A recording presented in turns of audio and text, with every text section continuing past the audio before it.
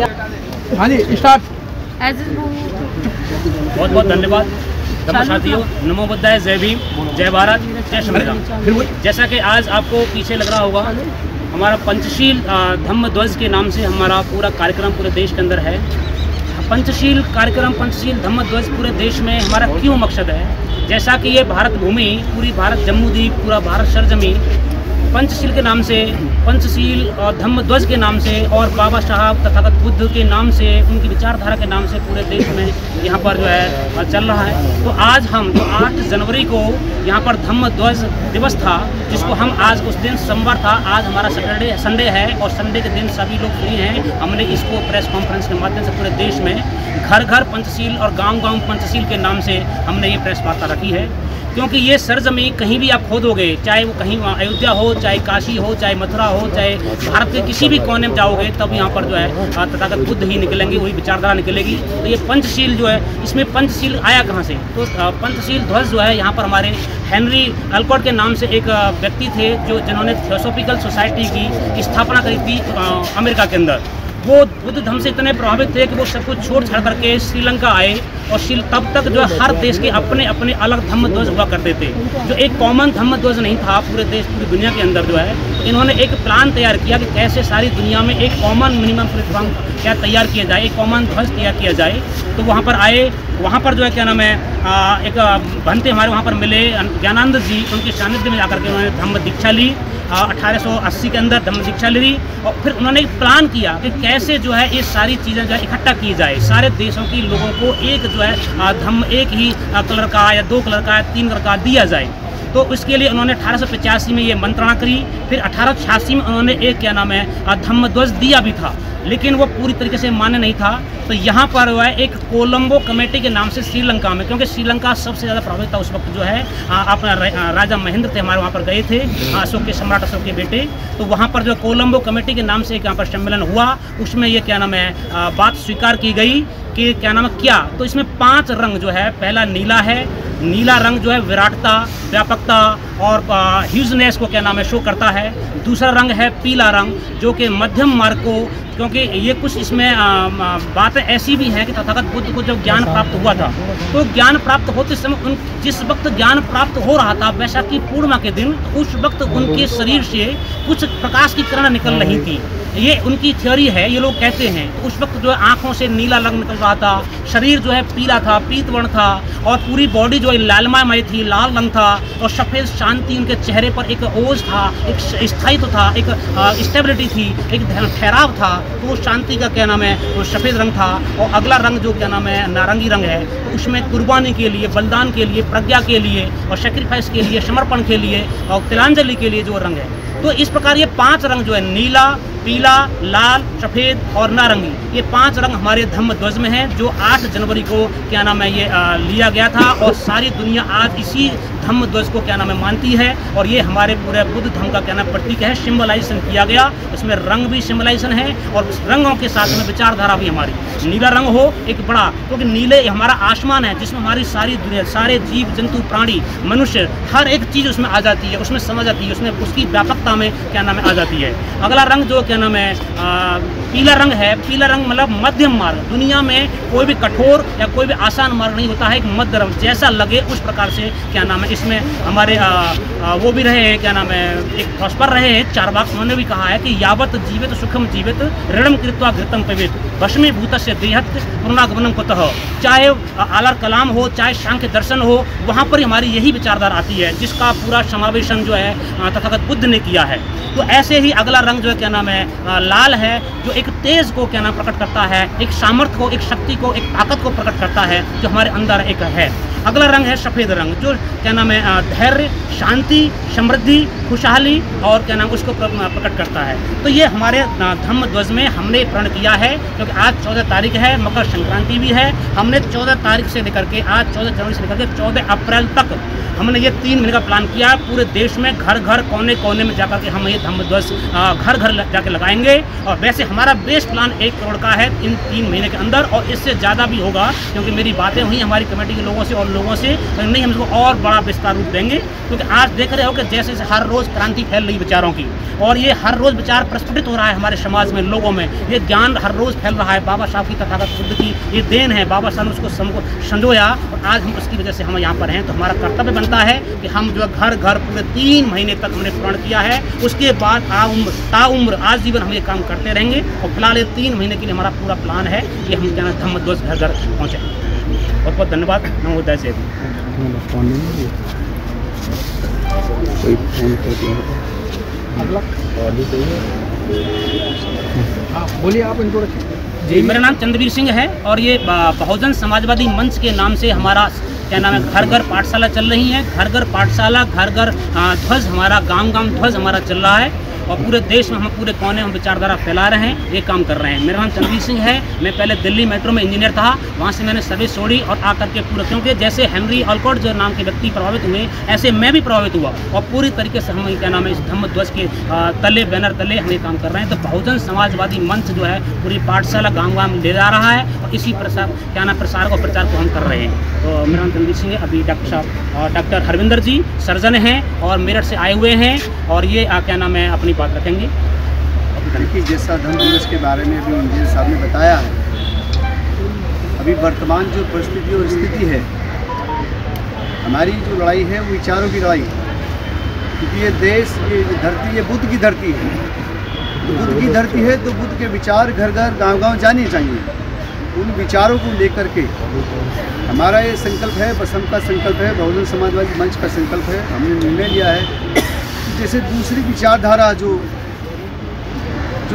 द्वेष फैलाती है, जो दंगा कराती है, उस विचारधारा के सापेक्ष में हमारी विचारधारा कहीं ज़्यादा अच्छी है और मानवता प्रेमी है।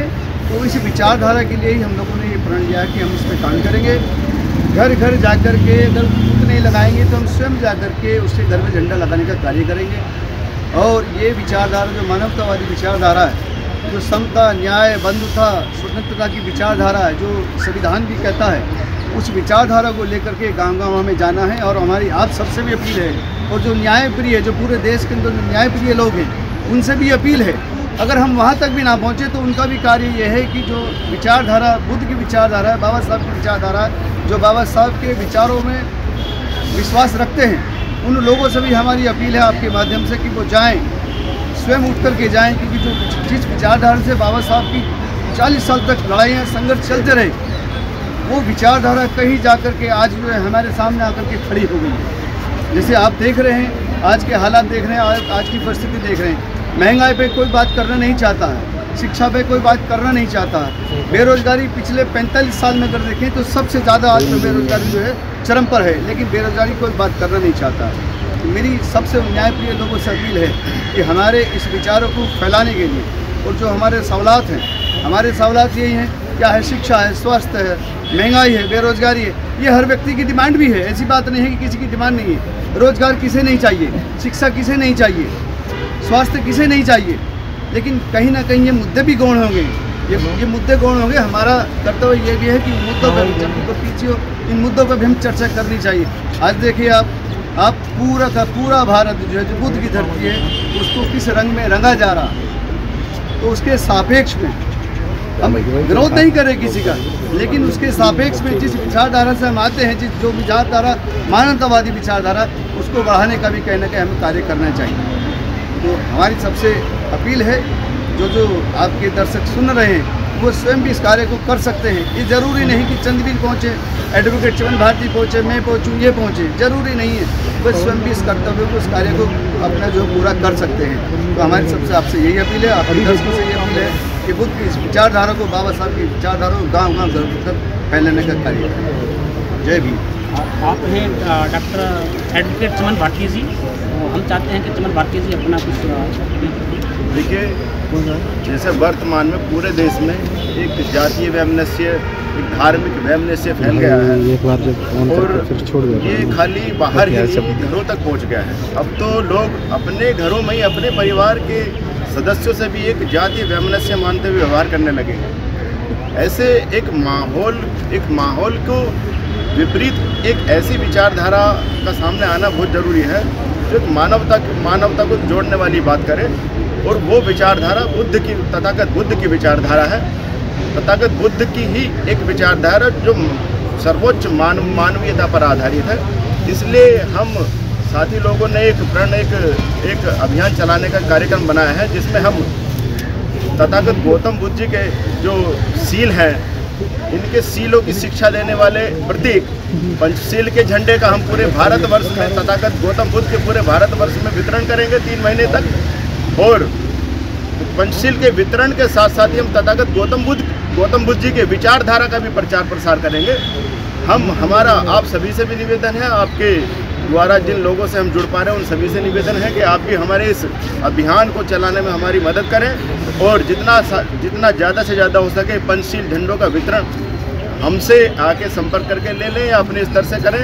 और तथागत गौतम बुद्ध जी की जो विचारधारा उसका प्रचार प्रसार करने में हमारी मदद करें। जय भीम, नमस्कार। धन्यवाद। आप हैं डॉक्टर रश्मि जी, और मैं चाहता हूं कि क्योंकि हमारे साथ में महिला का होना बहुत लाजमी है। तथागत बुद्ध ने भी संघ में जो है महिलाओं को अनुमति दी थी। तो महिला हमारे जीवन का, हमारी सृष्टि का आधा हिस्सा है, अर्धांगिनी है। हमारे साथ में महिला भी जो है उससे जुड़ी हुई हैं, और वो डॉक्टर रश्मि जी अपनी बात रखेंगी।